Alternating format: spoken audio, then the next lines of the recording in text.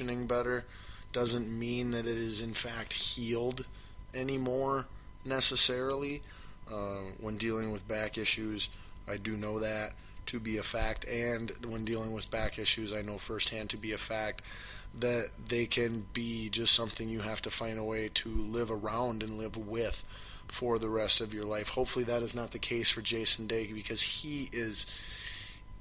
he's the next Tiger Woods. If any of these guys are to be compared to Tiger Woods, he's the guy that should be compared, because he has both the length and distance in his shot that Tiger had, as well as the complete chipping and scrambling and short game, as well as just this focus and professionalism about him when he's on the golf course. To me, he's the most similar. That's not to say he will have the most similar success. Obviously, Spieth and McIlroy are much more on pace for that than he is at this point in their careers. But still, the point being is he is one of the top 3 to 5 new generation golfers that is carrying us out of the Tiger Woods era and into a new glorious era yet to be named. I'm working on it though, for the game of golf. He is right up there with Dustin Johnson, Rory McIlroy, and Jordan Spieth, and others, Ricky Fowler, what have you, that are, like I said, they're the new era, the current era of golf. We are post-Tiger Woods era. And he's one of the brightest stars in that group. And so if he is to be out of any significant time here, whether it be this season or if this back injury is to have long-term effects on him and take away from his game, it would really, really be a shame. So I hope that everything works out for Jason Day, and he is, at least, like I said, feeling better as the very next day he returned to the tournament and won fairly easily in his next match play event. So, hopefully it's just something that was acting up, but like I said, even if it's something that's going to affect him, seriously needs to be fixed. As long as it can be fixed and it's, a this season thing. The only thing we don't want to see here is to have Jason Day deteriorate physically what he can do on a golf course because of anything. So that's our main focus here, and we wish Jason Day nothing but the best. All right, so there's our golf quickie. Let's move on to just a little general quickie, if you will. We'll start in the soccer world with it and then tie it in elsewhere. Today or yesterday, Johan Cruyff, something like that, Cruyff. He was a soccer legend, mostly of the Netherlands, I want to say. He passed away, so a sad passing to him. But also wonderful accomplishments in his life where people celebrate his memory of both things he did professionally and impacts and impressions that he made on people personally. In addition to that soccer news, there will be a big soccer game being held at US Bank Stadium in the Twin Cities this summer, and that will feature, I believe, AC Milan versus Chelsea, two of the biggest Premier EuroLeague teams that there are. Granted, I read that a lot of their best big name stars probably won't be there playing for the teams, as it's sort of an exhibition tournament, and there's other more legit competitive world things that will be going on at the same time. But still, nonetheless, it will be an awesome big event, unique event to be held at the new stadium. And speaking of big, unique events to be held at the new stadium coming up here soon, is just everybody seems to be booking events for US Bank Stadium now that it is almost / basically complete.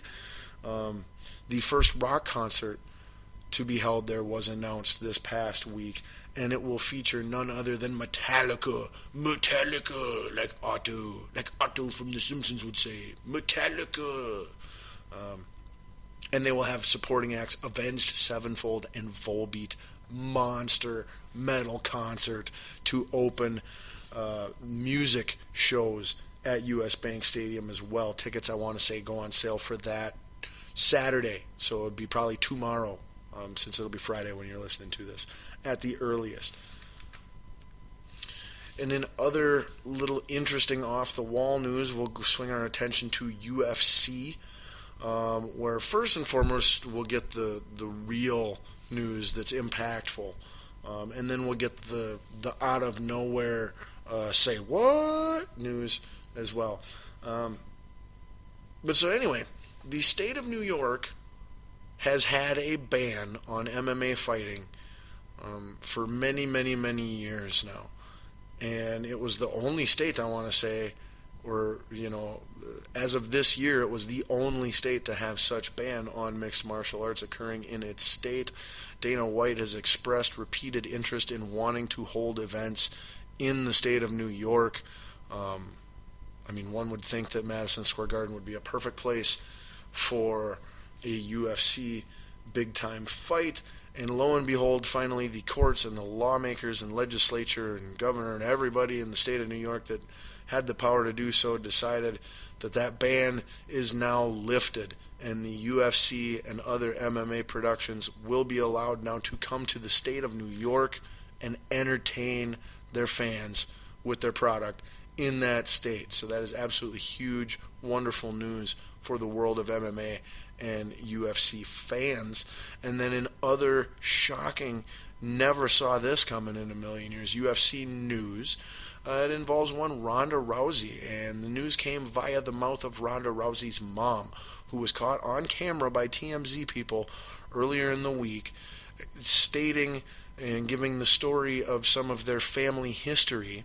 And it just so happens that Ronda Rousey's mother's great-grandfather, so it'd be like Ronda's great-great-grandfather, something along those lines, was in fact a very significant African American in civil rights, I want to say in Canada. But yeah, African American, a black man, is Ronda Rousey's great-great-grandfather or something. Thus, due to the one-drop rule, apparently, at least this is what I'm told, that there's a one-drop rule when it comes to this. And so, via the one-drop rule, Ronda Rousey is in fact black. Yes, ladies and gentlemen, you heard that correct. I'm not saying this. This isn't a metaphor. It's not a joke. Although you may find it funny, I don't know. But yes, in fact, Ronda Rousey is a black woman. She does have like 1/64th, or 1/120th, or I don't know, whatever the heck it is mathematically. But she has a percentage, a fraction of black African American blood genetics coursing through her veins, in her body, in her DNA makeup. So, hey, it was just, I don't know, take it for whatever you want to take it for. Like, I just thought it was, like I said, I thought it was interesting and out of nowhere, and wow, never saw that coming, but okay, whatever, cool, I guess, doesn't change anything I think about anything. But just kind of, like I said, shocking. It's not the type of thing you just been like, oh yeah, duh, But yeah, and again, thank you to TMZ, who has somehow over the last couple years become the number one news source in America. It's ridiculous, and it's kind of sad to say, but it's the truth. So, all right, we got 3 other quickie topics, and then our balls deep thought of the day. Let's switch our shift over to baseball real quick. We'll talk just a tiny bit of Twins. It was announced that the starting pitcher for their season opener at Baltimore against the Orioles will be the obvious choice, Ervin Santana. Other questions with the rotation still exist. Tommy Milone and Nolasco, neither are able to really separate from each other, although it seems like in the event of a tie, the tiebreaker will go to Nolasco and the $12 million that he's paid to suck by us. Hughes appears to be fairly good to go as a number 2 or number 3 starting option. Gibson appears pretty good. Barrios will not be on the main roster, which is the right move for now. Like I said, after 2 to 6 weeks tops, then there is no excuse, and a spot needs to be opened up for him. Not sure where Duffy stands. I think Duffy's still pretty comfortable in there too. So I think it would be Santana, Hughes, Gibson, Duffy, and then Nolasco, most likely with Malone getting occasional starting duty, or more than likely he will be in the bullpen. Him and Mays, and if we can get anything, just one inning of high 90s, low hundreds heat from Alex Myers, and then with the two closers, Jepson and Perkins, like our bullpen could be insane. And this was on paper going into the season, the most obvious glaring concern and potential weakness on the team, in my opinion, at least by far.